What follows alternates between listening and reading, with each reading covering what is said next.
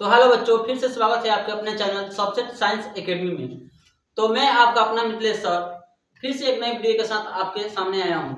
इस वीडियो में हम पढ़ेंगे एक्सरसाइज 8.1 त्रिकोणमिति चैप्टर क्लास 10 का, जो कि एग्जाम में 20 से 25% क्वेश्चन यहीं से बनते हैं। काफी इंपॉर्टेंट चैप्टर है, काफी वीवीआई चैप्टर है ये, तो इसलिए आप लोग इस चैनल पर नए हैं तो सब्सक्राइब कीजिए और अपने दोस्तों के साथ शेयर कीजिए। सारे बच्चों को अपने अपने दोस्तों को बुला लीजिए कि सर जो है क्लास में आ गए हैं, और सारे बच्चे कॉपी और कलम लेकर बैठेंगे। ठीक है, सारे बच्चे कॉपी और कलम लेकर बैठेंगे।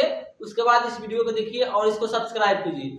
तो हम आज का ये वीडियो एकदम बेसिक से लेकर आए हैं और बेसिक से स्टार्ट करेंगे, फिर चैप्टर में हम क्वेश्चन करेंगे। हो सकता है कि हम आज चैप्टर कम क्वेश्चन कर पाए, चैप्टर का एक्सरसाइज के क्वेश्चन कम कर पाए, लेकिन हम बेसिक चीजें सारी चीजों को करेंगे। क्योंकि आप बेसिक पढ़िएगा तभी आप मैथ के सवाल को यानी एक्सरसाइज को अच्छे से अच्छे ढंग से आप कर पाइएगा। मैं डायरेक्ट एक्सरसाइज वाले क्वेश्चन को नहीं लेकर जाऊंगा, पहले आपको बेसिक पढ़ाऊंगा कि जो बच्चे नए हैं या जो पढ़े हैं या ना पढ़े हैं सबको समझ में है। ठीक है, तो आप सभी से निवेदन है कि इस चैनल पर नए हैं तो इसको सब्सक्राइब कीजिए और अपने दोस्तों के साथ शेयर कीजिए और एक प्यारा सा कमेंट कीजिए।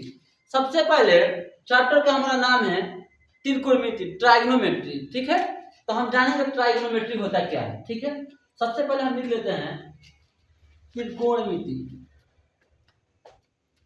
त्रिकोणमिति,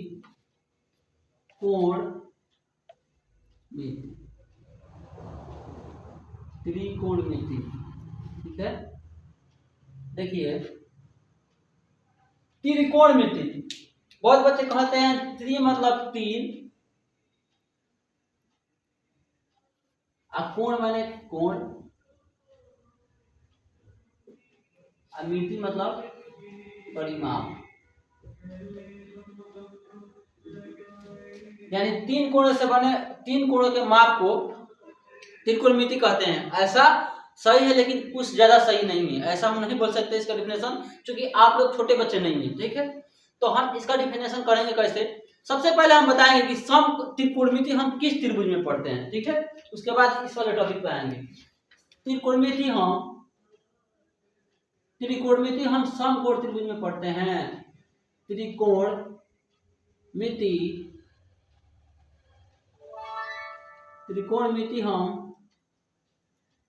त्रिकोणमिति हम किस में पढ़ते हैं, समकोण त्रिभुज में। त्रिकोणमिति हम समकोण त्रिभुज में पढ़ते हैं। त्रिकोणमिति हम समकोण त्रिभुज में पढ़ते हैं। ठीक है, समकोण त्रिभुज क्या होता है, देखिए अब कुछ बच्चे बोलेंगे कि सर समकोण क्या होता है। समकोण समझिए, समकोण किसे कहेंगे, तो वैसा कोण जो 90 डिग्री का हो, 90 डिग्री का हो, वैसा कोण जो 90 डिग्री का हो, वैसा कोण जो 90 डिग्री का हो, उसे क्या कहेंगे, समकोण। यानी सबसे पहले हम त्रिकोणमिति किस त्रिभुज में पढ़ते हैं, तो समकोण त्रिभुज में। आपसे एक सवाल आएगा, त्रिकोणमिति हम किसमें पढ़ते हैं, तो समकोण त्रिभुज में। ठीक है, समकोण क्या होता है, वैसा कोण जो 90 डिग्री एंगल के बराबर होता है, उसे हम क्या कहेंगे, समकोण। ठीक है, उसके बाद हम आगे पढ़ेंगे समकोण। देखिए ये देखिए एकदम बेसिक से चलेंगे हम। ये हमारा एक समकोण है। ठीक है, समकोण त्रिभुज है, इसका हम नाम रख देते हैं ए बी, ये सी। ये जो एंगल है यहाँ पे जो बना है, ये तो 90 डिग्री का है, यानी कि समकोण है। ये 90 डिग्री का एंगल है। ओके, अब देखिए हम क्या बोलेंगे कि त्रिकोणमिति किसे कहते हैं, तो देखिए इसमें समकोण त्रिभुज में तीन भुजा होती है और तीन कोण होते हैं। तो हम कैसे कह सकते हैं तीन कोणों के माप को त्रिकोणमिति कहते हैं। अब भुजा कहाँ गया, भुजा तो कहाँ बिल्कुल तो नहीं ना हो गया। यानी हम कहेंगे त्रिकोणमिति में हम समकोण त्रिभुज के तीनों कोणों तथा उनके तीनों भुजाओं के संबंध के बीच का अध्ययन करते हैं। अब समझिए फिर त्रिकोणमिति किसे कहेंगे, तो कहिएगा त्रिकोणमिति। देखिए त्रिकोणमिति हम किसे कहेंगे, तो इसका डेफिनेशन हम लिखेंगे, एक मिनट। त्रिकोणमिति का डेफिनेशन हम क्या लिखेंगे, त्रिकोणमिति का डेफिनेशन हम क्या लिखेंगे बच्चों, देखिए त्रिकोणमिति का डेफिनेशन हम लिखेंगे, देखिए एक मिनट, कि जिसमें हम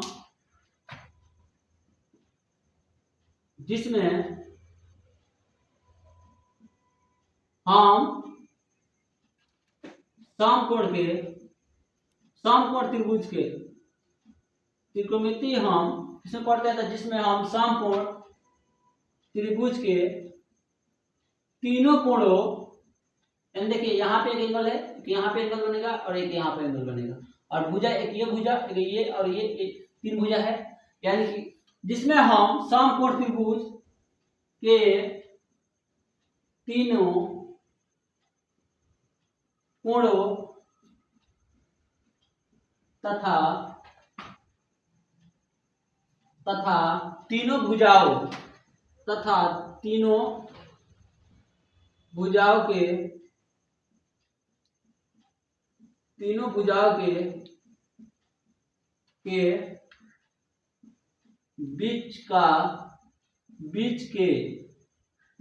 के बीच के संबंधों का अध्ययन करते हैं,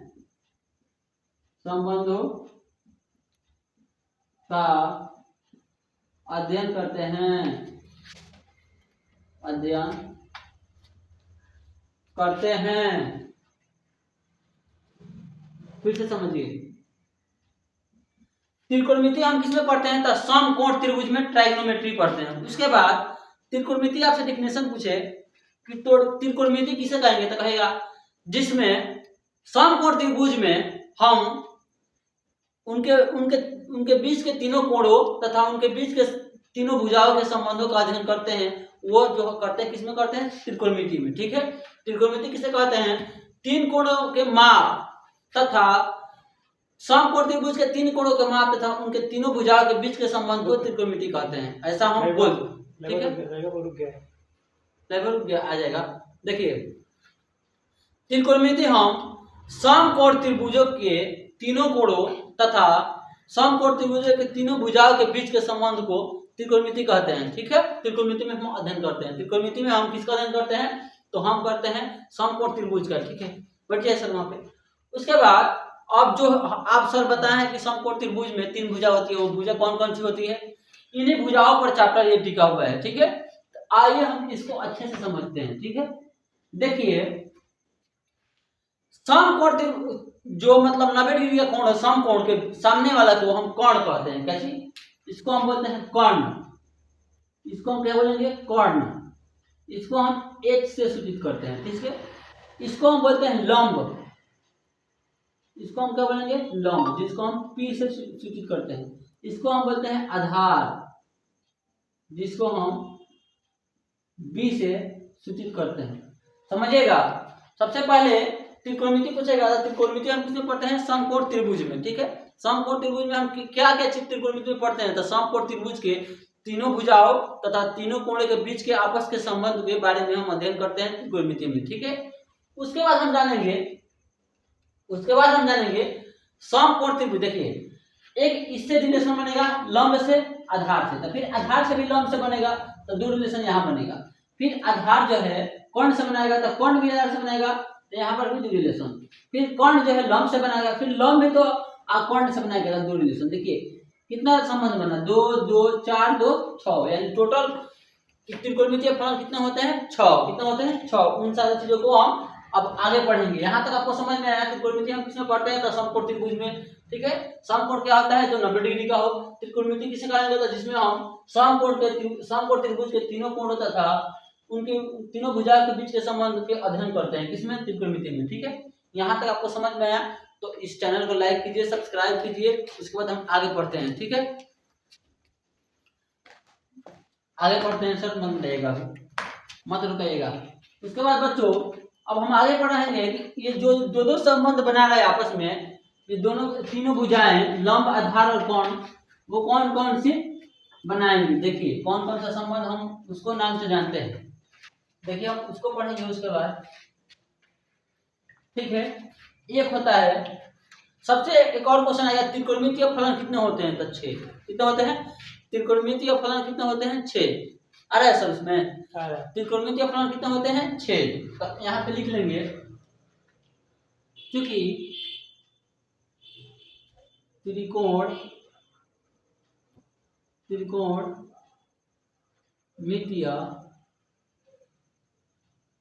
त्रिकोणमितीय फलन 6 होते हैं। 6 होते हैं। त्रिकोणमितीय फलन कितना होते हैं बच्चों? 6। कौन कौन होता है उसको हम देखते हैं अब। एक होता है साइन थीटा, एक होता है कॉस थीटा, एक क्या होता है टेन थीटा। टेन थीटा सब इसमें बच्चों को दिखाई दे रहा है ना? देख लीजिए इसमें बच्चे जुड़ रहे हैं कि नहीं? जुड़ रहे हैं लड़का। इसके बाद कॉट थीटा, उसके बाद सेक थीटा, उसके बाद कॉसेक थीटा। ठीक है। त्रिकोणमितीय फलन कितना होते हैं? 6। कौन कौन? Sine theta, cos theta, tan theta, cot theta, sec theta और कॉसेक थीटा। साइन थीटा त्रिकोणमितीय फलन कितने होते हैं? आपसे सवाल आएगा एग्जाम में कि त्रिकोणमितीय फलन कितने होते हैं, तो 6 होते हैं। कौन कौन? त्रिकोणमितीय फलन कितने होते हैं बाबू? 6। त्रिकोणमितीय फलन कितने होते हैं? 6। कौन कौन? देखिए sine theta, cos theta, tan theta, cot theta, sec theta और कॉसेक थीटा। यानी त्रिकोणमितीय फलन कितने होते हैं? 6 होते हैं। कौन कौन? Sine theta, cos theta, tan theta, cot theta, sec theta और कॉसेक थीटा। आपसे सवाल आया कि त्रिकोणमितीय फलन कितने होते हैं, तो 6 होते हैं। कितने होते हैं? 6। एग्जाम में 1 नंबर का सवाल आपसे आएगा कि त्रिकोणमितीय फलन कितने होते हैं, तो 6 होते हैं। अब साइन थीटा बराबर क्या होता है? अब इसी पे जो है हम यहाँ से फॉर्मूला स्टार्ट होगा हमारा। साइन थीटा बराबर क्या होता है? तो p/h। क्या होता है? p/h। कॉस थीटा के बराबर क्या होता है? तो b/h। ठीक है। टेन थीटा बराबर क्या होता है? तो p/b। ठीक है। उसके बाद कॉट थीटा बराबर क्या होता है? तो इसको उल्टा कर लिए b/p। ठीक है। अब सेक थीटा बराबर क्या होता है? तो कॉस का उल्टा है, b/h है तो h/b। ठीक है। उसके बाद देखिए कॉसेक थीटा, तो साइन का उल्टा होता है कॉसेक, तो ये हो जाएगा p/h है तो h/p। देखिए अब हम बताएं आपसे कि h क्या है। देखिए h क्या है, b क्या है, p क्या है। देखिए h क्या है हमारा, b क्या है और क्या है, p क्या है। ठीक है। तो आप कंफ्यूजन में रहेगा कि सर p/h क्या लिख दें ABCD। ठीक है, ऐसा तो कोई कुछ ना होगा। इसको बोलते हैं हम कोण। कोण को सूचित करते हैं h से। ठीक है। इसको बोलते हैं आधार। ठीक है। और इसको बोलते हैं हम लंब। ठीक है। उसके बाद एक और सवाल आएगा, समकोण त्रिभुज की सबसे लंबी भुजा कौन होती है? तो वो होती है ये कर्ण।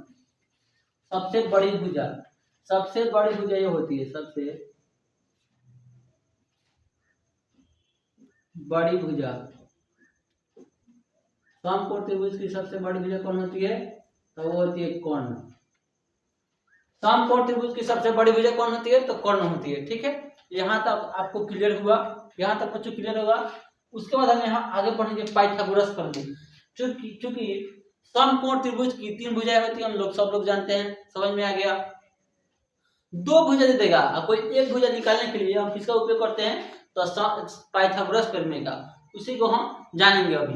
तो पाइथागोरस प्रमेय का होता है, इसको देखिए, इसी पे जो है काफी इंपॉर्टेंट है ये चीजें। ठीक है। पाइथागोरस प्रमेय कोई भी समकोण त्रिभुज की 2 भुजा देगी तो एक भुजा निकालने के लिए हम उसका उपयोग करते हैं। लिखेंगे पाइथागोरस प्रमेय। पाइथागोरस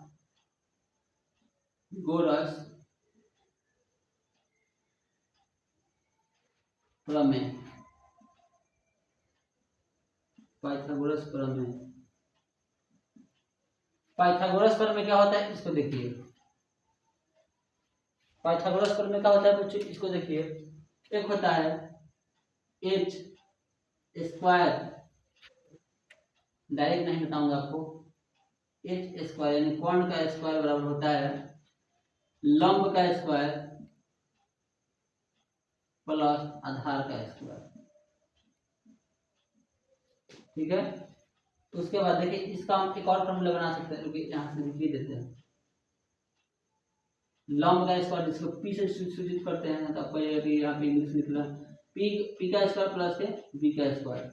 इसको देखिए अब एच है तो एच, अब देखिए पी स्क्वायर है तो पी स्क्वायर, ठीक है, प्लस के बी स्क्वायर है तो बी स्क्वायर। आपको पता होगा कि स्क्वायर से रूट हटता है, स्क्वायर जब इधर पक्षांतर करोगे तो रूट हट जाएगा, ठीक है।